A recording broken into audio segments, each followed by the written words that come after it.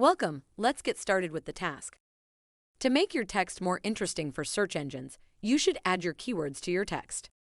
The more detailed and informative your text is, the better they will be rated by search engines, which has a positive effect on your rankings.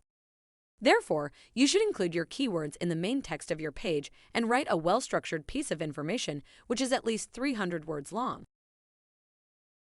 Log into your WordPress account as usual to get to the dashboard shown here. Click on Products in the left menu and choose the product for your selected keyword by clicking on the title.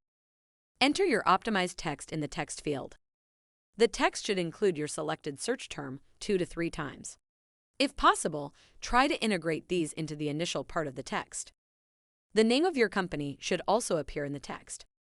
If you are managing a locally operating company, then you should also include the city name in the body text once and avoid simply listing keywords. To finish this task, click on Update. Great work! Let's move on to the next task. If you want to learn more about digital marketing, visit rankingcoach.com to see how we can help your business's online presence.